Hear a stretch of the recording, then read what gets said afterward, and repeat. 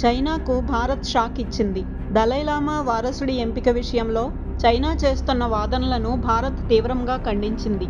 15వ దలైలామాను ఎన్నుకునే అధికారం పూర్తిగా ప్రస్తుత దలైలామాకు, ఆయన సంస్థకు మాత్రమే ఉందని, ఈ విషయంలో ఇతరుల జోక్యానికి తావులేదని స్పష్టం చేసింది. చైనా డిమాండ్ను తోసిపుచ్చుతూ కేంద్ర మంత్రి కిరణ్ రిజిజు ఈ వ్యాఖ్యలు చేశారు.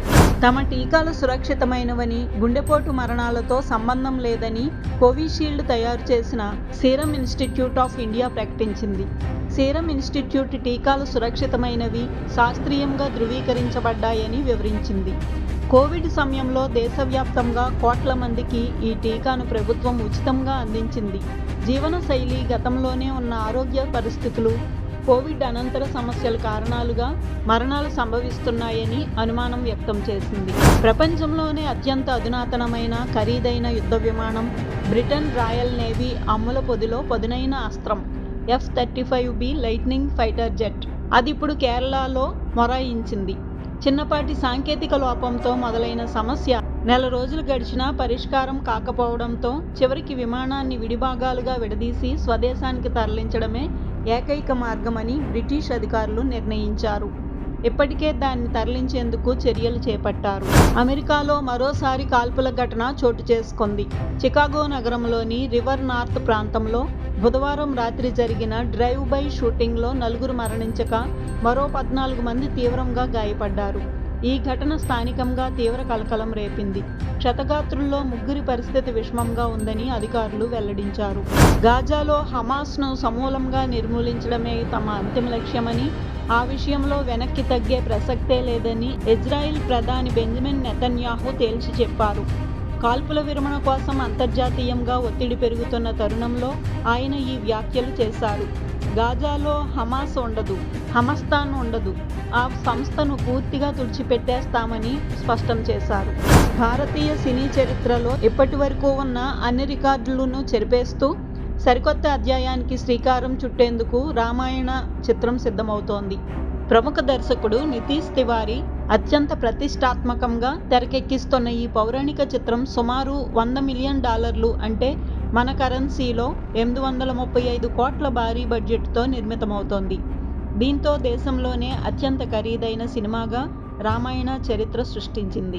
పవన్ కళ్యాణ్ నటిస్తున్న భారీ చిత్రం హరిహర వీరమల్లు ట్రైలర్పై మెగాస్టార్ చిరంజీవి ప్రశంసలు వర్షం కురిపించారు. దాదాపు 2 ఏళ్ల విరామం తర్వాత కళ్యాణ్ బాబు వెండితెరపై నిప్పులు చెరగడం చూడడం ఎంతో ఆనందంగా ఉందని తన సంతోషాన్ని పంచుకున్నారు. ఘనాలో పర్యటిస్తున్న ప్రధాని మోదీని ఆ దేశ అత్యున్నత పౌర పురస్కారం వరించింది.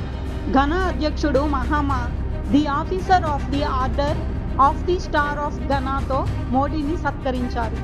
ఈ సందర్భంగా ప్రధాని మోదీ ఈ గౌరవాన్ని భారత పౌరులకు అంకితం చేశారు. ఈ గౌరవానికి ఘనాకు కృతజ్ఞతలు తెలిపారు. జమ్మూ కాశ్మీర్లో 36 రోజుల పాటు జరిగే పవిత్ర అమర్నాథ్ యాత్ర ఘనంగా ప్రారంభమైంది. దేశం నలుమూలల నుంచి వేలాదిగా తరలివచ్చిన భక్తులు కట్టుదిట్టమైన భద్రతా ఏర్పాట్ల మధ్య మంచులింగాన్ని దర్శించుకుంటున్నారు. ఈ సందర్భంగా ప్రభుత్వం, భారత సైన్యం కల్పించిన సౌకర్యాలు, భద్రతపై యాత్రికులు పూర్తి సంతృప్తిని వ్యక్తం చేస్తున్నారు. అన్నమయ్య జిల్లా రాయచోటిలో ఉగ్రవాదులతో లింకులపై తనిఖీలు ముమ్మరమయ్యాయి. ఏపీతో పాటు తమిళనాడు పోలీసులు సైతం సోదాలు చేపట్టారు. ముఖ్యంగా రాయచోటి అర్బన్ ఏరియాలో విస్తృతంగా తనిఖీలు చేపట్టారు. అరెస్టైన టెర్రరిస్టులు అబూబక్కర్ సిద్దికీ, యూనస్ల కుటుంబ సభ్యులను విచారిస్తున్నారు.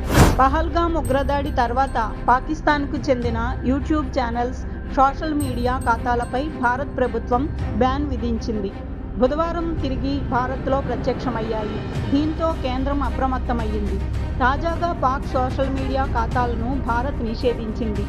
హనియా అమీర్, షాహిద్ ఆఫ్రిద్, మహీరా ఖాన్ వంటి పాకిస్తాన్ ప్రముఖుల ఇన్స్టాగ్రామ్, ట్విట్టర్లను బ్యాన్ చేసింది. అజిత్ కుమార్ కస్టోడియల్ డెత్పై తమిళనాడు సీఎం స్టాలిన్ క్షమాపణ చెప్పారు. అజిత్ మరణానికి బాధ్యులైన 5 పోలీసులను కూడా అరెస్ట్ చేసినట్లు వెల్లడించారు. అయితే దీనిపై రాష్ట్ర బీజేపీ తీవ్రంగా మండిపడింది. సారీ చెప్తే సరిపోతుందా అని తమిళ బీజేపీ చీఫ్ నాగేంద్రన్ స్టాలిన్ను ప్రశ్నించారు. డీఎంకే గద్దెనెక్కిన తర్వాత ఇప్పటి వరకు 23 మంది పోలీస్ కస్టడీలో మరణించారని, వారి మరణాలకు బాధ్యత వహిస్తూ రాజీనామా చేయాలంటూ స్టాలిన్ను డిమాండ్ చేశారు. ఆ మధ్య సీఎం సిద్ధరామయ్య చేతిలో అవమానానికి గురైన అదనపు ఎస్పీ ఎన్వి భరమణి స్వచ్ఛంద పదవీ విరమణకు దరఖాస్తు చేసుకున్నారు. సీఎం చేష్టలతో తన ఆత్మగౌరవం దెబ్బతిన్నదని తన రాజీనామా లేఖలో పేర్కొన్నారు. శారీరకంగా దాడి జరగకపోయినా వేలాది మంది ముందు జరిగిన ఈ అవమానాన్ని తట్టుకోలేకపోయానని, 31 ఏళ్లుగా నిజాయితీగా పనిచేసిన తనకు ఇలాంటి అవమానం జరగడం దారుణమంటూ భరమణి పేర్కొన్నారు.